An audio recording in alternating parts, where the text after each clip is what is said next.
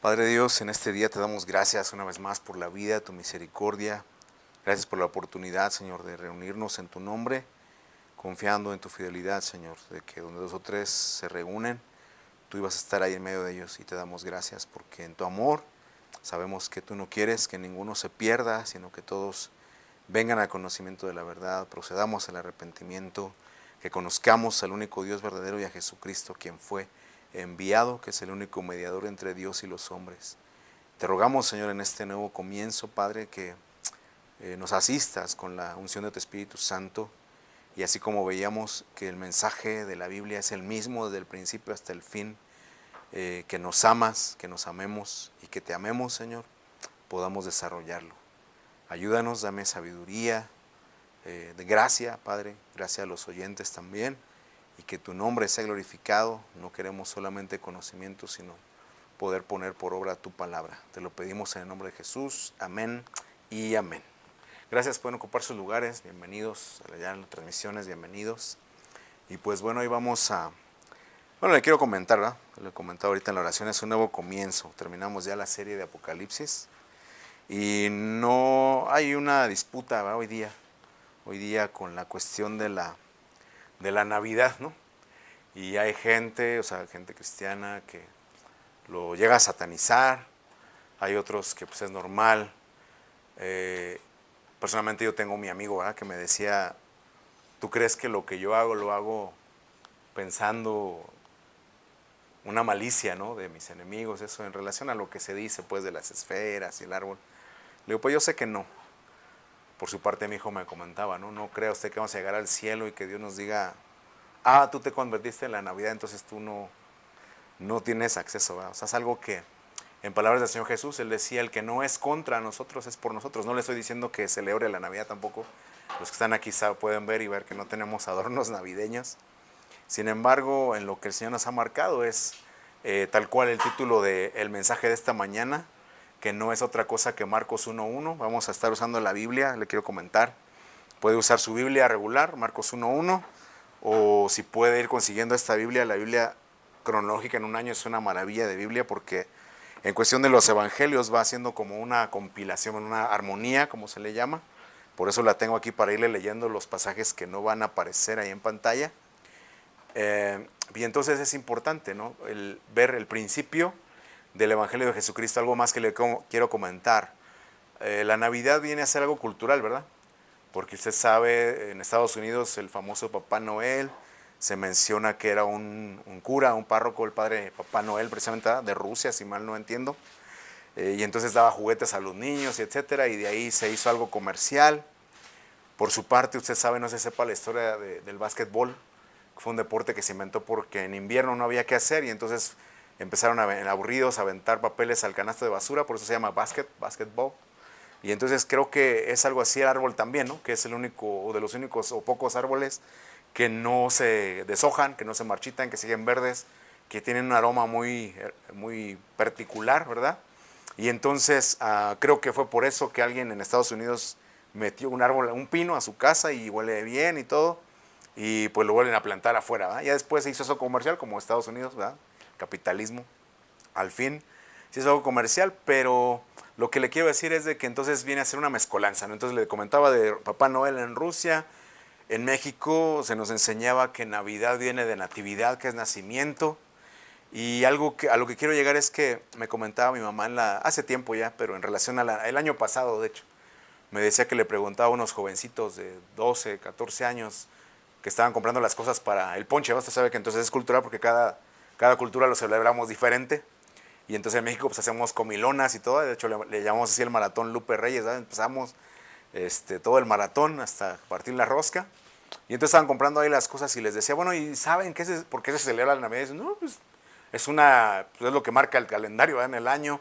Y total que entonces ahí mi mamá, si recuerdo bien el testimonio, les comentó el Evangelio, ¿no? Porque entonces tiene que ver con el nacimiento de Jesús. Fue una festividad que creo que se le salió de las manos al enemigo, ¿verdad? Porque hay quienes insisten hoy día, tiene que ver con Jesús, Él es el centro. En inglés, Christmas, ¿no? Christ, está implícito el nombre de Cristo ahí, Christ, aunque se dice Christmas, pero está implícito el nombre. Y entonces tenemos que Le digo ser sencillos como Dios, ¿no? O sea, en el sentido de sus palabras, que él dice, el que no es contra, es por nosotros, ¿no? Y que igual en cuestión de doctrinas se va a poder leer ahí en los Hechos, como hemos estudiado. Había un hombre, Apolos, que era elocuente, pero entonces dice que él no sabía que había Espíritu Santo y se pone a predicar y el Señor lo respalda. Y el caso es que después se encuentra con Agripa, Aquila y Agripa, y entonces dice, le explicaron más exactamente el camino. Entonces hay un camino exacto, por lo cual hay gente que está en lo correcto, pero hay gente a la cual Dios no condena, ¿no? Y dice, ok, te voy a llevar, y como dice la palabra al final, ¿verdad? El que comenzó la buena obra, la va a perfeccionar hasta el día de Jesucristo, que es el día que Él regrese. Amén. ¿Vamos bien ahí? Con todo eso que le planteé. No le voy a predicar de la Navidad y que la celebre, no. O sea, si lo hace está bien, y si no también. Pero entonces le decía a mi esposa, me decía, ¿qué vas a hacer? Le digo, simplemente vamos a leer la Biblia, ¿no? No vamos a predicar otra cosa y conceptos y cosas que no podemos corroborar o tanto se pueden corroborar en la historia. Simplemente vamos a leer la Biblia. Entonces vamos a entrar esta mañana ahí a Marcos 1.1, ¿no? Si tiene ahí su Biblia, Marcos 1.1, tal cual usted lo va a leer así. Me gustó la versión 60 porque dice, principio del Evangelio de Jesucristo, Hijo de Dios, como está escrito en Isaías el profeta. He aquí yo envío mi mensajero delante de tu faz, el cual preparará tu camino delante de ti. Usted sabe, bueno, para los que no sepan, para los que sean nuevos, no le invitamos a que si no tiene nada que congregarse, venga. Más bien simplemente usted quiere leer la Biblia, véngase. Aquí vamos a leer y lo que la Biblia diga, entonces usted puede determinar, tener su opinión personal de lo que el Espíritu Santo le revele. Pero entonces vamos a ir así parte por parte. El Evangelio, usted sabe, la Biblia es Antiguo Testamento, Nuevo Testamento. El Nuevo Testamento es precisamente el Evangelio de Jesucristo.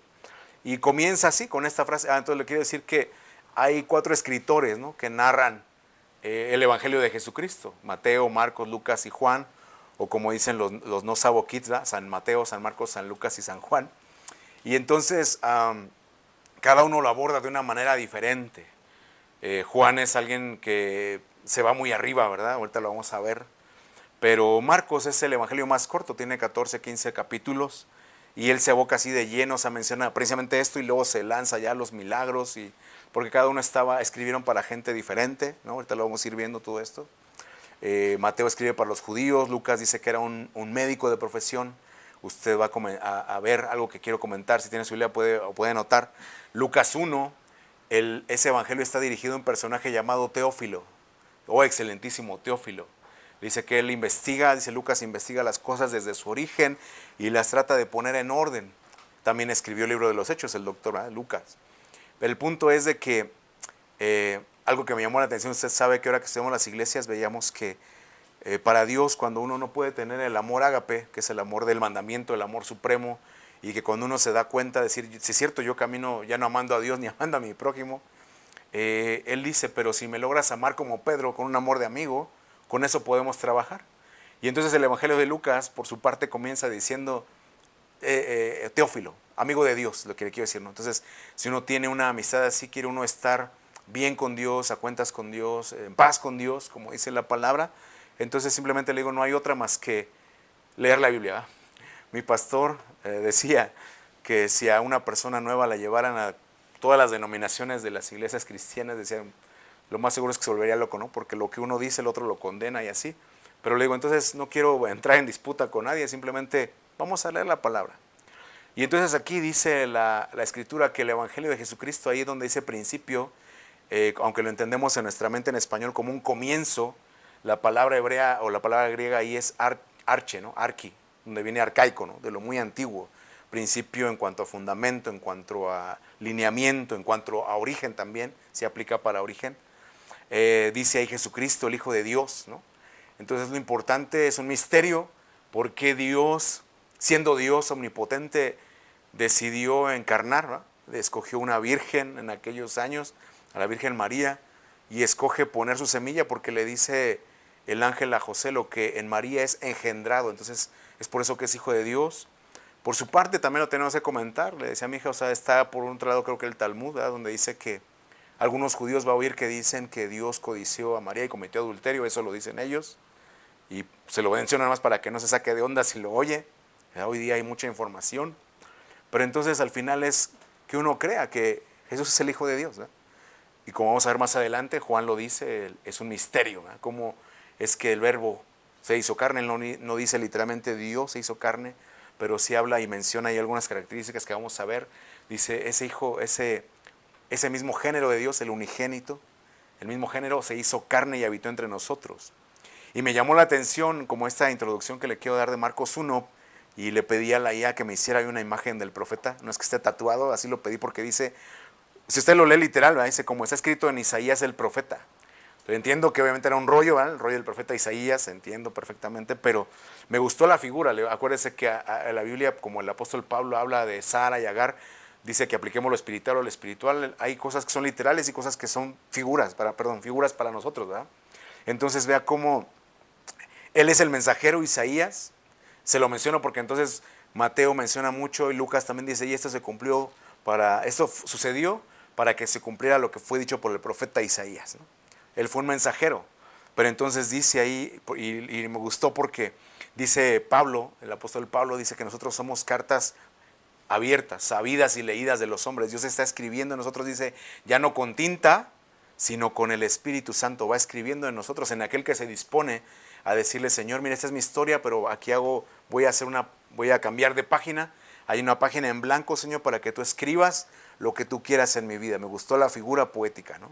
Porque entonces dice, escribió en el profeta Isaías. Está escrito en Isaías el profeta. Wow, es una figura muy fuerte, muy poderosa, ¿eh? Y entonces dice el Señor, dice, yo envío mi mensajero delante de tu faz, obviamente aludiendo a Juan el Bautista específicamente, que preparó, dice la Escritura, que cuando le preguntaban, ¿tú quién eres? Para que demos razón de los que nos enviaron, decía, yo soy la voz que clama en el desierto, preparad el camino del Señor. Él tenía esa conciencia de su identidad, era el mensajero delante de la faz, pero entonces ese mensajero, sorpréndase porque la palabra griega es angelos, ¿no? Como de ángel. Envió mi ángel, así como en Apocalipsis dice que Jesús envía a su ángel para que le lleve la revelación a su siervo Juan, y el siervo Juan lo transfiera, lo pase a los hermanos, ¿verdad? A toda la iglesia en todo el mundo. Pero también el mensaje, no solamente es una buena nueva, es un cuidado, es una guía, es un pastor, se puede traducir como un pastor, es la palabra misma, ¿no? De ahí la importancia de que tenga su Biblia. Dice, envío mi palabra delante de tu faz que va a preparar camino. Entonces, algo que yo veía en la semana, luego a lo que hemos visto, de que uno se da cuenta de que ya no ama a Dios igual, ¿verdad? Yo se lo digo por mí, no sé, usted quizás sea el mismo apasionado, pero nos damos cuenta que a veces vamos como en modo automático. Y ya cuando estudiamos la palabra hacemos un alto y decimos, es cierto, yo estoy en modo automático, pero ya no es, ¿se acuerda que comentamos? Ya no está esa vida de Dios, esa amistad con Dios. Y entonces tiene uno que caer en la cuenta de que uno de niño, principalmente los que somos de mi generación, memorizamos mucha Biblia, la sabemos, las historias, todo, estudiamos, nos gusta. Pero a veces cuando y eso lo digo de los que sabemos, hay gente que no lee. Hoy día los no sabo kids que ya todo lo ven en el teléfono y en TikTok y ya no agarran un libro literal y lo leen, es complicado porque entonces por eso su corazón no está dispuesto. Dice, mi palabra, mi mensaje, dice, va delante de ti para preparar el camino. Entonces cuando tú tienes, y eso se lo digo porque uno conoce Biblia y todo, y en la mañana en la semana no sé quién compartió, alguien compartió un proverbio, ¿eh? Que dice, encomienda a Jehová tus caminos y tus pensamientos serán afirmados. Decía, sí es cierto, o sea, a mí se me había olvidado, ¿verdad? O sea, uno anda ahí batallando en cómo le voy a hacer, y Señor, tan fácil que es que yo tenga una relación personal contigo, te diga, Señor, mira, esto es lo que necesito, afirma mis pensamientos, porque ¿qué es lo más común? Que uno dice, oye, es que no sé ni qué hacer, ¿verdad? Con la esposa, con los hijos, con el esposo, con lo que sea el trabajo, la situación del país. Pero entonces le quiero decir, porque entonces mientras usted no lea la palabra, es por eso que usted no está dispuesto o no hay una preparación para que el Señor venga y haga su obra.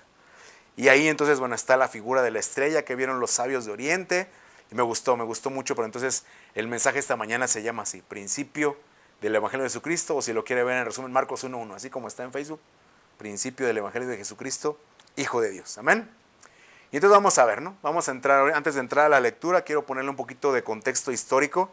Ahí usted va a ver el mapa de aquella región de Asia o de Oriente, ¿verdad? Ahí está Sicilia, arribita pues va a ver la Italia, la bota itálica, Chipre, aquí está Jerusalén, África, Egipto. Y le menciono eso porque entonces La Biblia nos narra allá en el capítulo de Daniel, desde los tiempos de Daniel, el imperio babilónico. Usted se acuerda que hubo un rey llamado Nabucodonosor, por ahí creo que hay una canción o una ópera, no sé, una composición musical que se llama así, el rey Nabucodonosor. Pero el punto es, se lo menciono para los que no tengan noción, ¿verdad? ¿Quién fue ese rey? Bueno, ahí está en la historia, fue el principal rey del imperio babilónico, pero este rey tuvo un sueño donde él veía una estatua, así como la que está aquí a mis espaldas, a ver si no la tapo allá, y entonces él decía que aquí ya ve todo el sueño completo, ahorita lo explico, pero él dice que estaba erigida, dice que la cabeza era de oro, los brazos y el pecho de plata, las piernas de bronce, y luego, bueno, lo que serían las caderas de bronce, las piernas de hierro, y los pies, que también lo hemos visto en algún momento, dice era barro mezclado con hierro. Y entonces Daniel capítulo 2, ahí el profeta Daniel le da la interpretación del sueño de Nabucodonosor, y yo le puse ahí el resumen, le dice, el Dios del cielo te ha dado el dominio sobre todo, tú eres aquella cabeza de oro, ¿no? El imperio babilónico, y ya usted puede estudiar el imperio babilónico, esto también lo puede corroborar históricamente. Le dice en el verso 39, después de ti se levantará otro reino inferior al tuyo, que es el reino persa, el reino de plata, ¿no? El reino persa con toda su influencia. Luego, un tercer reino de bronce, que se refiere al imperio griego, histórica, ahorita le estoy hablando de historia, Alejandro Magno, hasta Antíoco, que profana el templo de Jerusalén, pero toda esa influencia griega y las olimpiadas y la mitología griega y los filósofos, ahí está en la historia. Dios se lo había dado en sueño al rey Nabucodonosor de cómo se iba a desenvolver la historia, ¿vamos bien? Pero luego le dice, el cual dominará sobre toda la tierra, ahí estamos hablando de Alejandro Magno, dice, y el cuarto reino será fuerte como el hierro. Recuerda que entonces, armamentísticamente hablando, el imperio romano desarrolló el hierro como tal, desarrolló un sistema de justicia que al menos en México se sigue estudiando el derecho romano, los que estudian abogacía o para abogados, del derecho tal cual, no sé en otros países, porque era un sistema muy bueno, ¿no? Lo que es un sistema militar, igual usted sabe los centuriones que eran jefes de miles y de 100 y así. Entonces toda esa influencia está. Y ahorita estamos viviendo en la época donde dice que los pies eran de barro mezclado con hierro. Ahí usted puede ver Daniel capítulo 2, entonces habla de la fuerza del hierro, pero de la debilidad del barro, que habla de la humanidad y la tecnología, todo lo que es ya prácticamente, pero también habla de mezcolanzas, de mezclas y de cambio de leyes. Todo lo que estamos viendo hoy día en sistemas gubernamentales ya estaba previsto ahí. Y me gustó esta imagen de la IA porque entonces dice el sueño que venía una piedra no cortada de mano de hombre, y no era un meteorito. Dice que caía y pegaba no a la cabeza, sino a los pies de la estructura. Dice, y la desbarataba, la desmenuzaba, pero esta piedra, dice, crecía y se hacía un monte que llenaba toda la tierra. Que habla, esa roca es Cristo, amén. Esa roca es Cristo, y entonces es lo que va a pasar en el milenio. Dice, los reinos del mundo han venido a ser de nuestro Cristo. Entonces todo lo que usted ve, todo lo que usted se pueda aterrorizar del llamado anticristo y todo, el gobierno mundial, una sola moneda, un solo lenguaje, etcétera, una sola moneda, va encaminado a entregarle el reino a Cristo. O sea, lo podemos ver hoy como un sistema del mundo, pero va encaminado ahí. ¿Qué le quiero decir con esto? ¿Qué tiene que ver con el evangelio de Jesús? Bueno, que entonces ese conjunto de gobiernos, de imperios de aquella época, porque usted sabe, eran emperadores, imponían y tenían gobernantes, se le llamaba una cultura helenística. No sé si había escuchado ese término, imperios helenísticos. ¿Qué quiere decir? Que no era que desaparecían a la gente e imponían su cultura, sino que más bien se mezclaban, ¿no?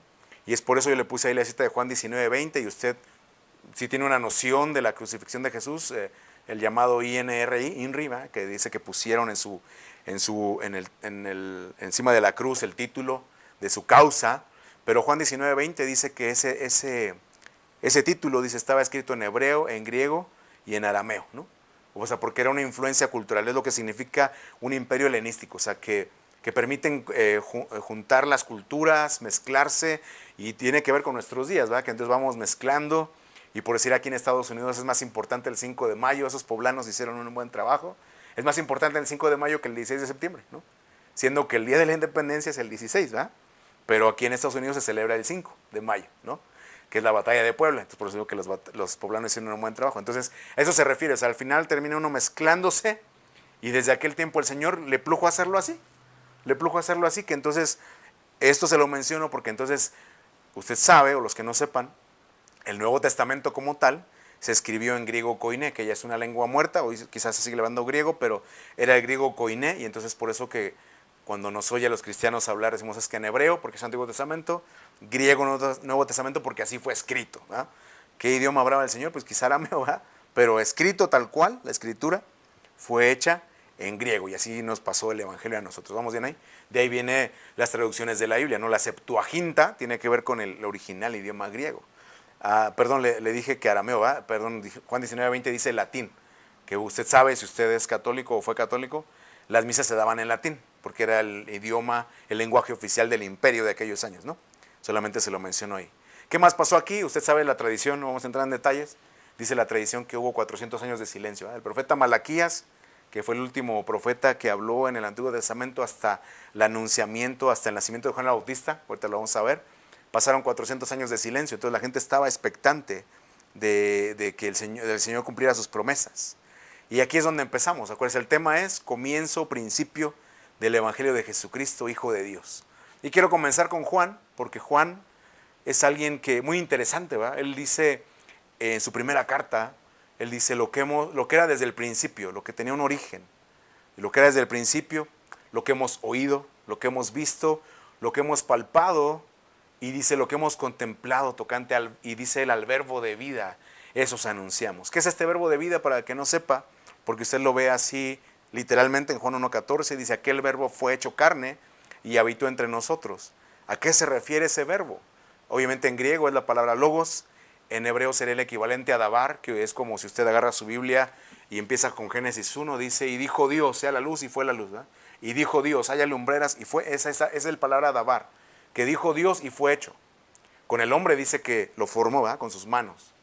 Pero de lo demás dice que con su palabra formó todas las cosas, con su palabra creó el universo y subsiste por su palabra, amén, ¿sí?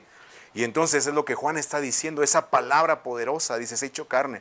Ahora, puse esta imagen del mundo porque entonces léalo con calma en casa, Juan capítulo 1, y va a ver qué dice, ¿sí? En el principio era el verbo era con Dios, y el verbo era Dios, dice, era la luz verdadera que alumbra a todo hombre, que en el mundo estaba, dice, pero el mundo no le conoció.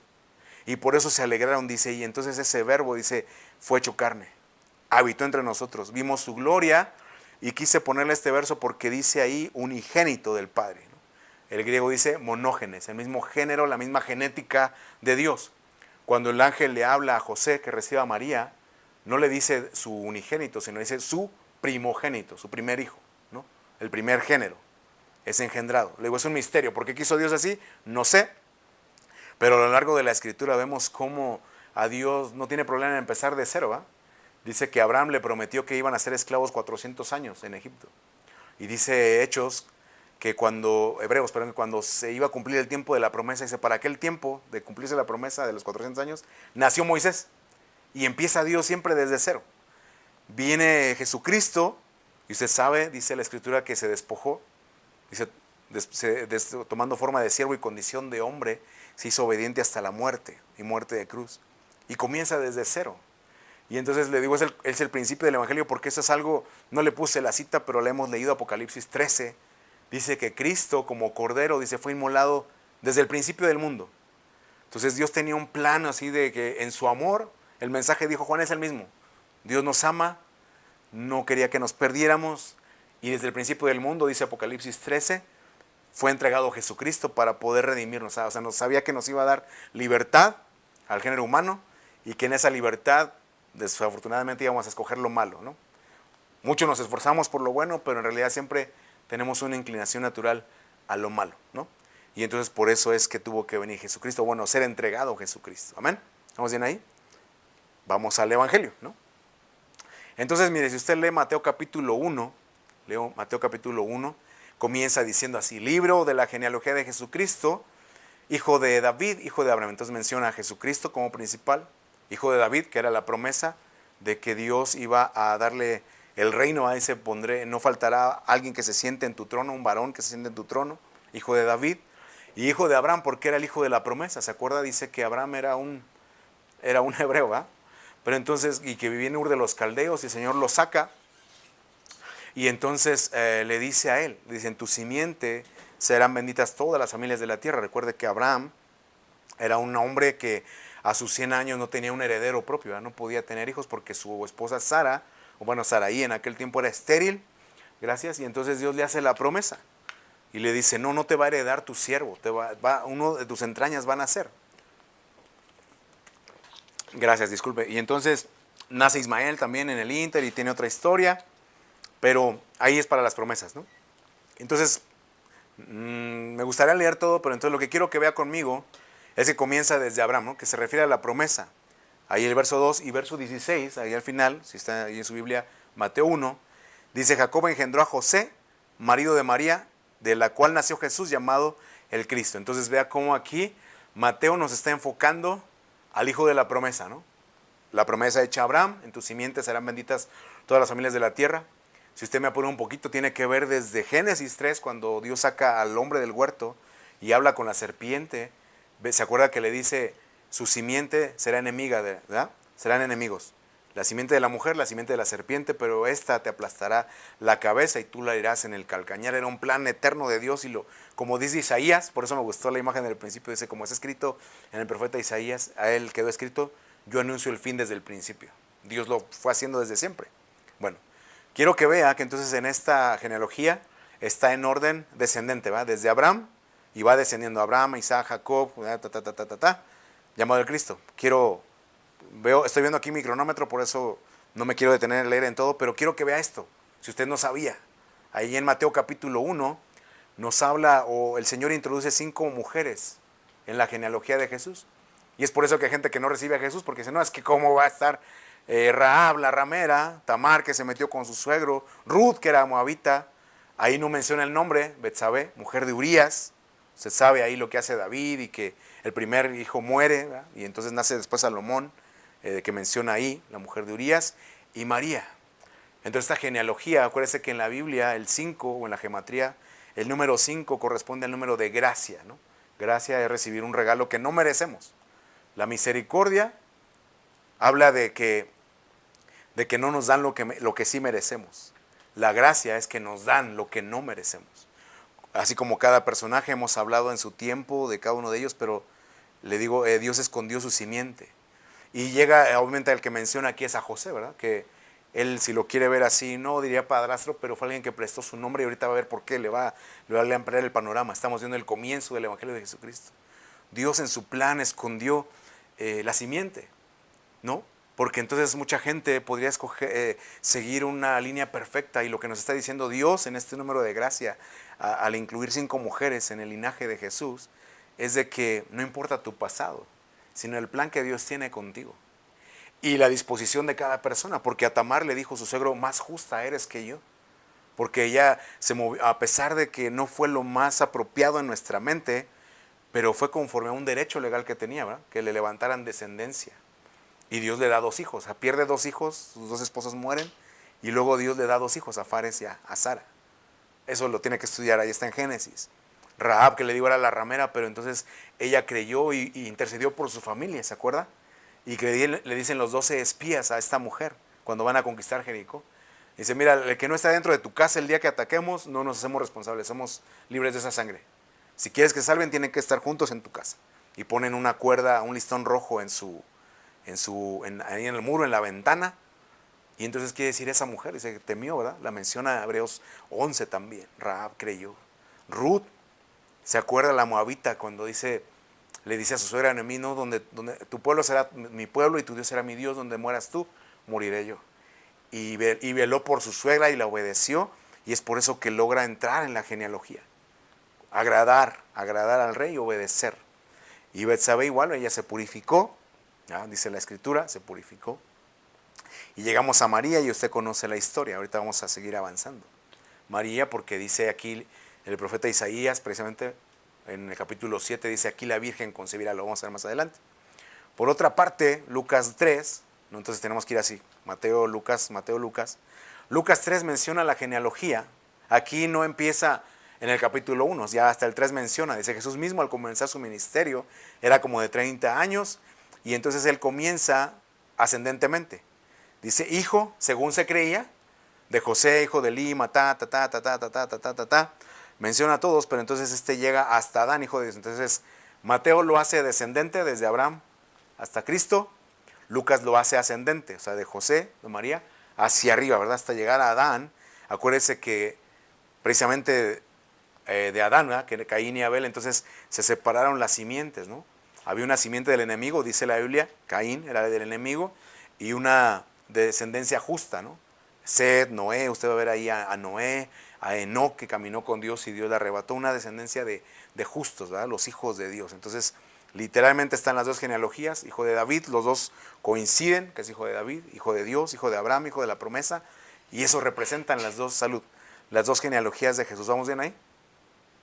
¿Sí? Sé que voy un poquito rápido, pero quiero entrar a lo que es. Ahorita son detalles que usted tiene que apuntar y poder estudiarlos después. Vamos a ver ahí el nacimiento de Jesús. Mire, está la imagen, esa es la imagen de la IA, ¿verdad? Una pintura, una representación. Y note que entonces los que están adorando al niño son pastores, ¿no? Vamos a ver los detalles. Lucas 2, capítulo 1 al 5, dice: aconteció en aquellos días que se promulgó un edicto de parte de Augusto César, que todo el mundo fuese empadronado, censado, contabilizado. Este primer censo se hizo siendo Cirenio gobernador de Siria, e iban todos para ser empadronados, cada uno de su ciudad, a su ciudad. Y José subió de Galilea, de la ciudad de Nazaret, a Judea, la ciudad de David, que se llama Belén, por cuanto era de la casa y familia de David, para ser empadronado con María, su mujer, desposada con él, la cual estaba encinta. Entonces yo le puse ahí una referencia a lo que es desposada, es la palabra griega neusteuo, que significa comprometida, ¿no? O sea, es por eso que fue un escándalo para José, porque da de cuenta como cuando uno va a pedir la mano de la novia, ¿verdad? Pero todavía no, técnicamente, ¿verdad? Todavía no se consuma el matrimonio, y entonces ese fue el escándalo, ¿verdad? Así como que, ¿cómo no nos casamos y ya estás encinta, estás embarazada, ¿no? Y dice la Biblia, le reconoce a José, dice, como era justo y no quería infamarla o que muriera apedreada, dice, bueno, mejor la dejo en secreto, van a pensar que yo la embaracé, pero pues al menos la va a librar, ¿verdad? Y ya pues, yo me desaparezco, tan. Pero entonces eso es lo que es comprometida. Y ahí está la promesa de Isaías, ¿no? He aquí la Virgen concebirá y dará a luz un hijo y llamará su nombre Emanuel, que traducido es Dios con nosotros. ¿Vamos bien? Ahí está. Entonces nace en Belén de Judea a causa históricamente de que hubo un censo, o sea, no vivía ahí José, pero entonces él tiene que subir a Belén. ¿Sí? A ver. Ahora, ahí de Belén, lo que tiene que ver también es de que se dice, ¿verdad? De hecho, le digo que la Navidad viene a ser algo cultural, porque entonces en México se pone el nacimiento. Hay gente con la que he platicado también hispanohablante que dicen que ellos no arrullan al niño, como en México sí lo hacen, yo sé que sí lo hacen. No, la Nochebuena, pues. Pero entonces siempre se pone el pesebre y los pastores, ¿verdad? Y los magos, pero aquí en su casa de Belén, como vamos a ver más adelante, solamente llegan los pastores, ¿sí? Se presenta una multitud de ángeles, y lo vamos a ver más adelante, se presentan los pastores y son los que van a adorarle. Ahorita me acuerdo que viene más adelante. Quiero irle mencionando personajes alrededor de este comienzo del Evangelio de Jesucristo. Evangelio es una palabra nueva, ¿no? En el Antiguo Testamento, aunque sí aparece, sí podemos sacar la referencia de los evangelios en el Antiguo Testamento, no existía como tal un concepto de evangelio. Cuando viene el Señor Jesús predicando, dice, el tiempo se ha cumplido, el tiempo se ha acercado, arrepentíos y creed al evangelio. Es un término que viene a introducir el Señor Jesús. Pero entonces hay un personaje, le digo, había 400 años de silencio, tiene que ir hilando los cabos de lo que hemos venido hablando, 400 años de silencio, están subyugados por el Imperio Romano. En la mentalidad de la gente ellos esperaban un libertador político, pero entonces dice que había un hombre, un anciano, que a la vez esto nos da esperanza y a la vez desesperanza, ¿eh? Porque así como a Abraham a los 100 años Dios le cumple su promesa de darle un hijo, a Zacarías también dice que aunque era justo junto con su esposa Elizabeth, dice eran ancianos y no tenían hijo. Pero entonces cuando le toca a él en turno, había turnos para ofrecer el incienso, o sea, entraban al templo y ofrecían el incienso a la hora de la oración. Dice que entonces le puse ahí Lucas 1:21, el pueblo estaba esperando a Zacarías, se extrañaban de que él demorase en el santuario, pero cuando salió no les podía hablar. Esto fue porque él le dijo como Abraham, bueno, yo soy anciano, ¿cómo sé que sí va a tener un hijo? El ángel le anunció todo, dice, va a ser nazareo desde el vientre, lleno del Espíritu Santo, no va a haber vino ni sidra, y le vas a poner Juan. Él va a ir delante, él va a ser la voz que clama en el desierto. Y dice, ¿y cómo sé que eso va a ser? Dice, bueno, va a suceder, pero como no creíste, te vas a quedar mudo hasta el tiempo que nazca. Y entonces dice, comprendieron que había visto visión en el santuario y él les hablaba por señas y permaneció mudo.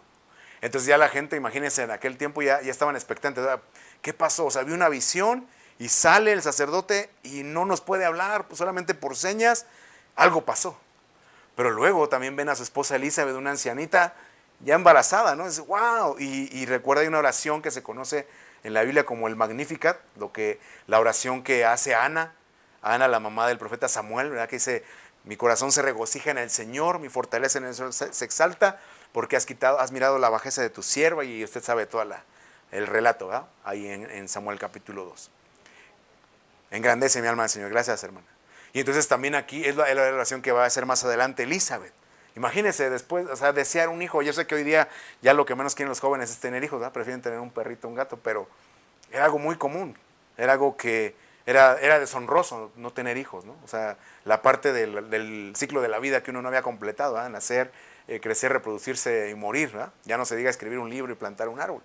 Bueno, pero a este hombre, a esta pareja, a este matrimonio, le llega el tiempo.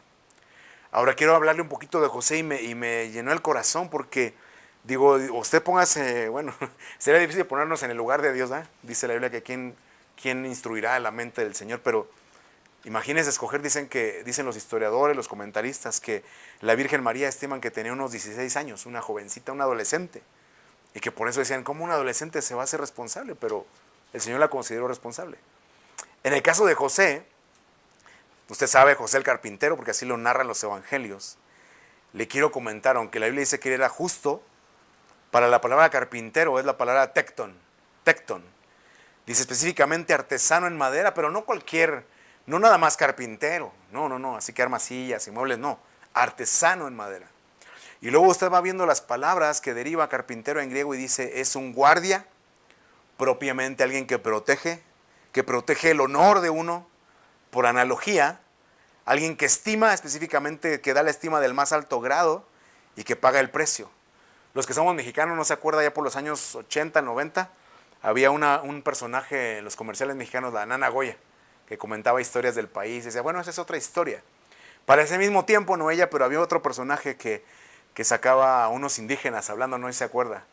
Que algo así como me acuerdo porque mis compañeros, hacíamos la comedia, la parodia, decíamos, mira que cookies cañaba, porque había un comercial que decía, la madera se siente, eran artesanos mexicanos, y le daban su tiempo a la madera y todo. Se lo digo esto porque así era, a lo que nos está diciendo la palabra de carpintero, es que es alguien así. Usted sabe, si usted se dedica a la carpintería, si usted quiere un mueble perfecto, bueno, los que no saben, si usted quiere un mueble perfecto requiere tiempo, los que hay que unir piezas y que esperar que pegue el resistol y poner el clavo en la posición indicada o el tornillo en el ángulo correcto, toma tiempo. Eso tenía José. Era alguien que sabía esperar, alguien que, usted sabe, todas las maderas, hay maderas más finas que otras, más difíciles de trabajar que otras. José sabía eso, dice específicamente que puede evaluar, darle la estima del más alto grado y aparte pagar el precio. Por decir, aquí en Estados Unidos no encuentra barbacoa de borrego porque dice el Señor es que no lo pagan. Están más acostumbrados a la barbacoa de res porque es una gente del norte del país, de Sinaloa, Chihuahua, todo eso. Y está bien, ¿no? Qué bueno.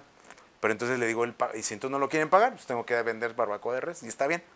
Pero entonces le digo eso como ejemplo porque entonces dice, José pagaba el precio. Oh, es una madera fina, está bien. Es cara, yo sé que es cara, pago el precio. Pero luego en la figura hebrea, la palabra harash, 2790, dice, es un fabricante, o sea, alguien que puede trabajar con cualquier material. Alguien que trabaja con cualquier material, pero específicamente en función que graba, que ara, que usa sus herramientas. Y vea, figuradamente, entonces la figura. Alguien que idea en secreto. Así como él dice que José dice, pensaba en secreto dejar a María, ¿no? Alguien que idea en lo secreto. Alguien que guarda silencio. ¿Se acuerda cuando vimos el alfarero? Es la misma palabra para artesano y carpintero. El alfarero. Alguien que guarda silencio. Es que me duele, Señor, es que me duele. Es necesario. Dejar tranquilo. Ok, yo sé que eres el Hijo de Dios. ¿Se imagina José educando a Jesús? Voy a hacer lo que me corresponde, lo que marca su palabra, instruir al niño en su carrera y sé que el tiempo que el Señor te dé no te vas a apartar. Guarda silencio, dejo tranquilo.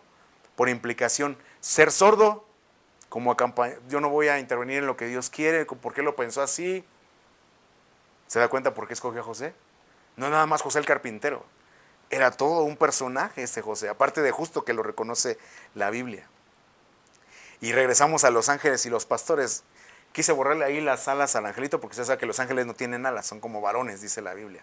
Los que tienen alas son los serafines, ¿no? Y los querubines, pero bueno. Entonces ahí dice que los pastores, dice Lucas 2:8, había pastores en la misma región que velaban y guardaban las vigilias de la noche sobre su rebaño. Se les presentó un ángel del Señor y la gloria del Señor los rodeó resplandor, tuvieron gran temor, pero el ángel les dijo, no temáis, porque aquí os doy nuevas de gran gozo, que será para todo el pueblo, que os ha nacido hoy en la ciudad de David un Salvador, que es Cristo el Señor. Y entonces he platicado con mi esposa cómo en las iglesias que lo celebramos, ¿verdad? Pues hacemos, quizá en la católica se diga pastorela, pero en la cristiana se llama representación. Y entonces uno, como ahorita entonábamos el himno de tú dejaste tu trono, y habla hasta que el Señor viene. O sea, no es nada más nació y ya. O sea, nació, murió y resucitó. Amén. Se predicaba el evangelio completo en esta temporada. Dice, esto servirá de señal. Hallaréis al niño envuelto en pañales, acostado en un pesebre. Entonces, esto pasa en el censo. Y quiero comentarle dos cosas aquí. La referencia es una versión de la Biblia, la versión aramea que se llama Código Real.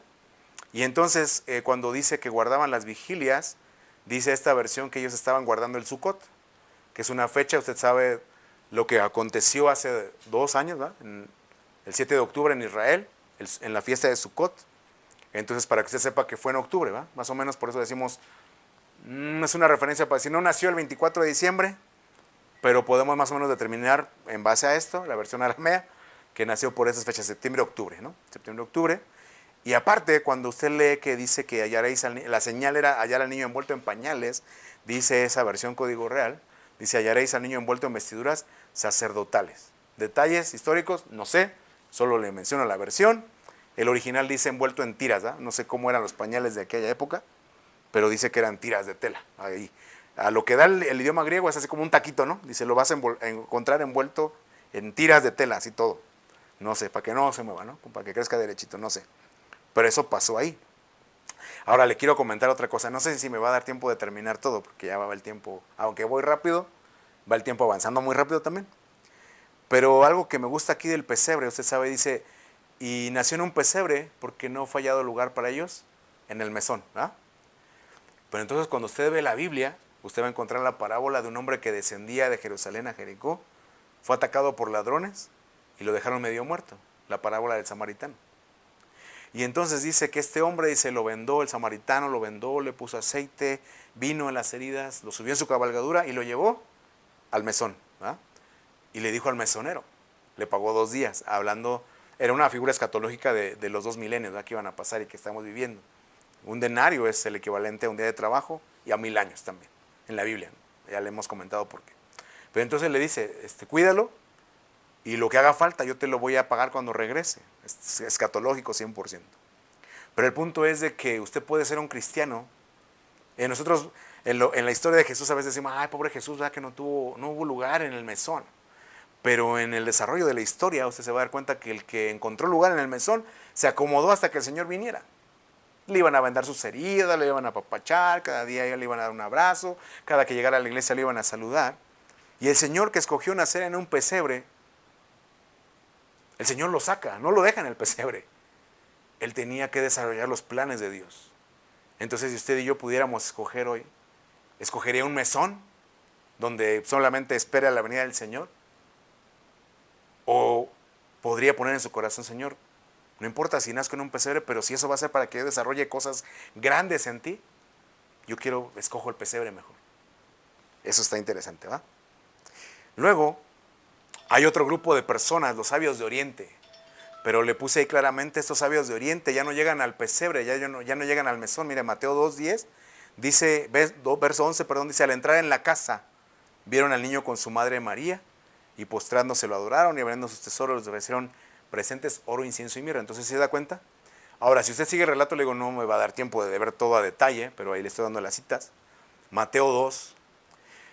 Se les dice los magos, de hecho estaba viendo que es el original griego, la palabra mago, pero cuando ve el hebraísmo, es el Rav Mahá, quiere decir que no solamente eran sabios o astrónomos, como se nos ha dicho, sino que una palabra que yo no había visto que traduce magos, es la palabra miriadas. Miriadas, que usted cuando lee la carta de Judas, él menciona el libro de Enoc, ¿verdad? Y dice, como mencionó Enoc, vino el Señor con sus santos y miriadas de ángeles. Miriadas, o sea, de miles, miles. Y es por eso que usted ve que cuando ve Herodes, el rey Herodes, en Jerusalén, dice que ve llegar a miriadas, a miles de sabios. Dice, se turbó Herodes y toda Jerusalén con él. Y dice, ¿y esto qué es? Y llegan y pues como ellos venían buscando un rey, llegan con Herodes hasta el palacio real. Dicen, es que vimos la estrella de que nos anuncia que ha nacido el rey de los judíos. ¿Dónde está? Y entonces Herodes dice, a ver, espérame tanto. Llama a los sabios, a los fariseos. Dice, a ver, investígueme el tiempo y todo. No, pues en Belén, porque ahí está escrito. ¿Verdad? ¿Qué le quiero decir con esto? Que pasaron más o menos 2 años. Ahorita le voy a comentar un poquito. La tradición nos dice que eran 3 reyes, porque eran 3 tipos de regalo, oro, incienso y mirra, lo cual representa la economía, ¿no? La unción del alma, el cuerpo, el espíritu.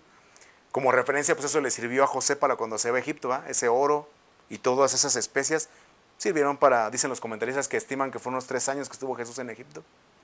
Pero lo que le quiero decir es de que no eran 3, ¿no?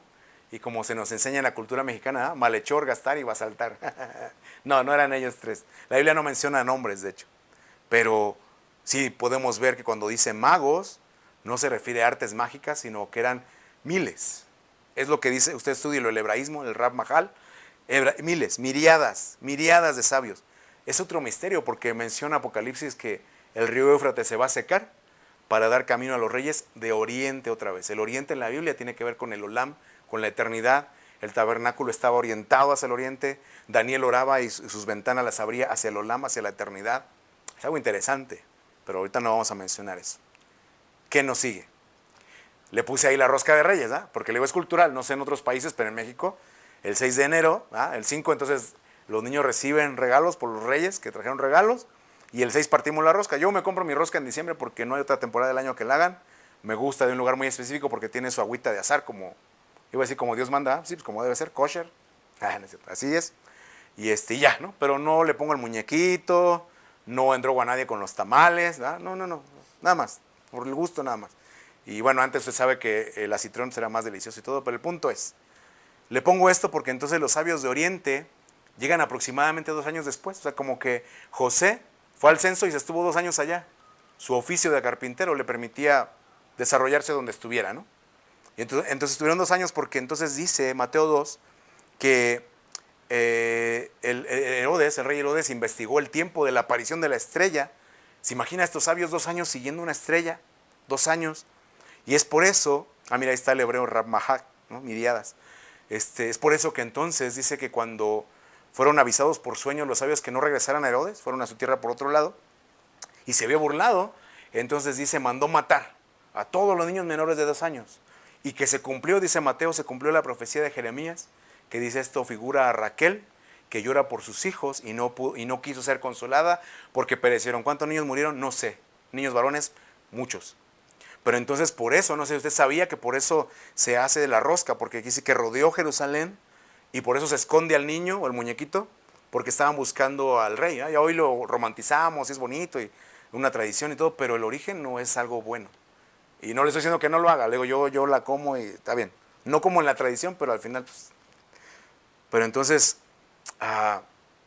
eso representa, ¿no? Para que usted entonces vaya separando, decir, bueno, una cosa fueron los pastores en Belén y otra cosa, los sabios de Oriente 2 años después que ya llegaron a la casa, ¿no? Para ofrecerles sus presentes. ¿Estamos bien?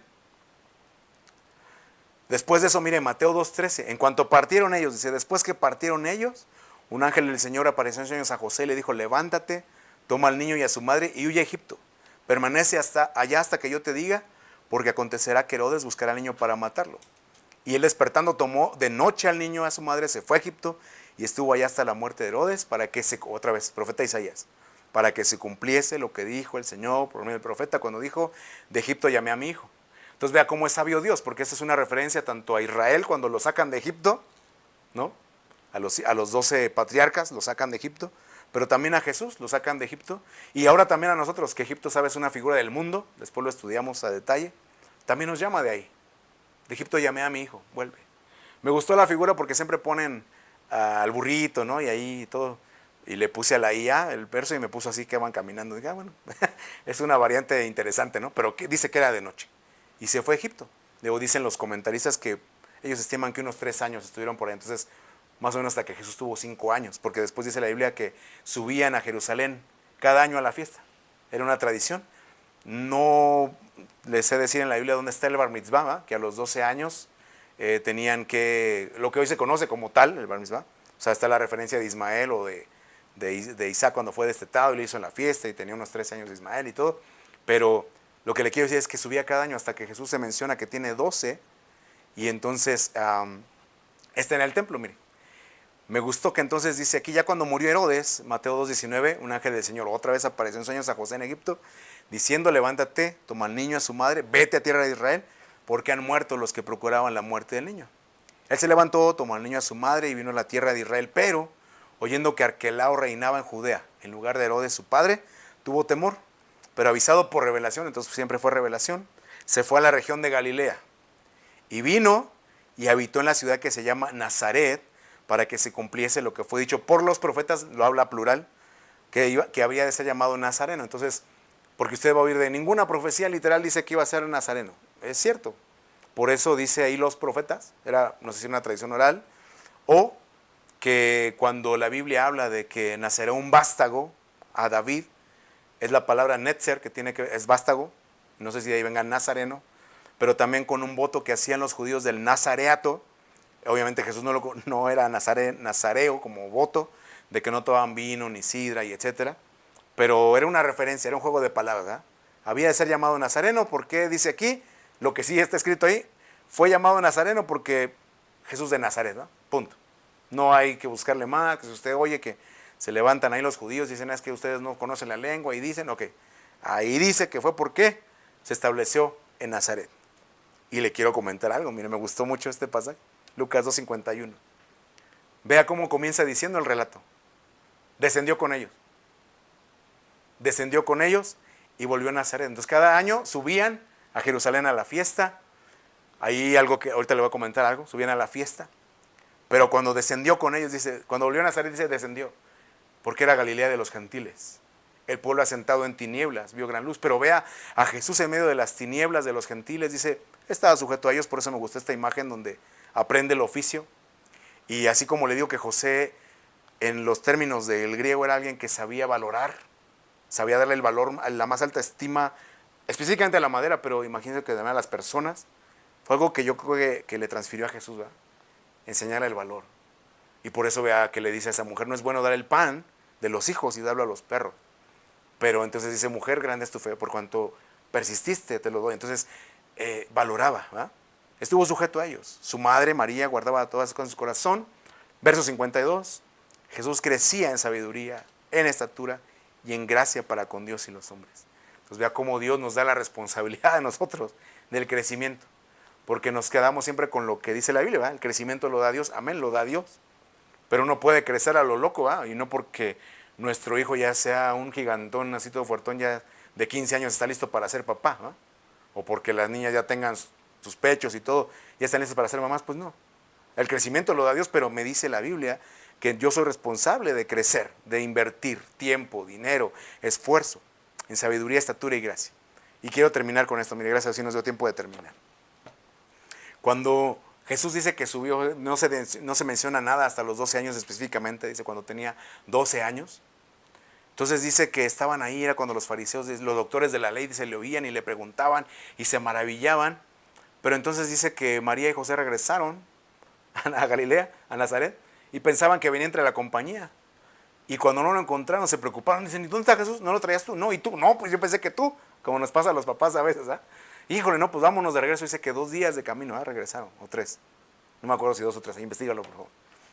Pero entonces dice que volvieron y encontraron a Jesús en el templo. Y quiero terminar con eso. Que en medio de todo lo que pueda oír de la Navidad, de la paganidad y de todo, pero tiene a Jesús con usted. Porque a lo mejor vino al templo a celebrar y se regresó a su casa y ya se aseguró que Jesús esté con usted. Porque si no está con usted, entonces como hicieron José y María, tienen que regresar a buscarlo. Y obviamente María no le dice tú eres, ¿verdad? Le dice, ¿por qué nos has hecho las acciones? ¿Verdad? ¿Por qué nos has hecho así? Estábamos angustiados, tu padre y yo. Dice, bueno, ¿no sabías que en los negocios de mi padre es necesario estar?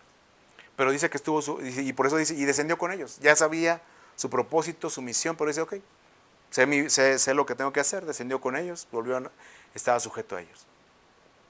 Pero le pregunto esta mañana, ¿usted tiene a Jesús o ya se perdió en medio de tanta cosa de que uno dice una cosa y otro se levanta y lo contradice y lo condena? ¿Cuál es su opinión? O sea, usted lo que usted personalmente cree, ¿por qué lo hace o por qué no lo hace? Pero lo más importante es cierto, Jesús es el centro, principio del Evangelio de Jesucristo, Hijo de Dios. Es cierto. Sin Él no hay vida, no hay nada. Entonces, independientemente de lo que haga o deje de hacer en esta temporada, asegúrese de tener a Jesús ahí con usted. Y a partir de hoy, ahorita mencioné porque es el principio, vamos a ir con el favor de Dios desarrollando, a ver si en 4 semanas, toda la vida y obra de Jesús. Pero tenemos que partir del principio, ¿va? De que vino, se hizo carne, habitó con nosotros, vemos su gloria, que podamos contemplarle, que podamos entender y tener claras las cosas que nos puedan decir. Y en base a eso tomar nuestra decisión, pero que Cristo sea el centro. Y así como decía ese himno antiguo, ¿va? Tú dejaste tu trono. El Señor, ven a mi, ¿se acuerda el coro? Decía, ven a mi corazón, oh Cristo, ven. En Él hay lugar para ti. En Él hay lugar para ti. Porque así leíamos en Apocalipsis, ¿verdad? Y aquí yo estoy a la puerta y llamo, y si alguno oye y abre la puerta, entraré. Ahí está la Biblia, no se complique con la teología sistemática, ahí está. Invite a Jesús. Asegúrese de que está con usted. ¿Ven? Vamos a hacer una palabra de oración para terminar. Padre Dios, te damos gracias en este día por tu palabra.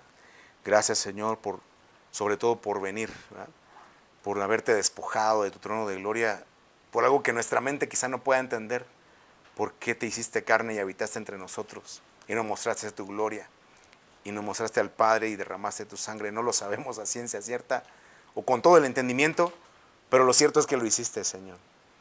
Independientemente de lo que podamos oír y tantas corrientes, lo más importante, Señor, es como lo hicieron José y María en su momento, Señor. Asegurarnos de que tú estés entre nosotros. De que no pensemos que estás entre la compañía. De que el adolescente no diga, mis papás son cristianos y si oran, Dios les va a responder. O si el esposo, la esposa, el cónyuge es cristiano, ahí que ore ella. O aquella oveja que dice, mi pastor que ore y Dios le va a contestar. Padre, que cada uno este día nos podamos asegurar que tenemos a Jesús en medio de nosotros, con nosotros. Que aunque volvamos a nuestro lugar de cotidiano, cada día, a Nazaret, Señor, podamos tenerte en medio de nosotros y también, así como tú hiciste, crecer en sabiduría, crecer en gracia, crecer en conocimiento. No solamente para con Dios, sino también para con los hombres. Danos, por favor, ese entendimiento, Señor, esa seguridad. Bendice a todo aquel que se ha dispuesto de un buen corazón a escuchar este mensaje. Solamente es leer tu palabra, no hay más cosas más que tu palabra, Señor. Y que tú hagas tu obra y que tu nombre sea glorificado, Señor. Gracias por este evangelio, Señor. Gracias por venir por nosotros. Te agradecemos. Amén. Bendiciones. Nos vemos.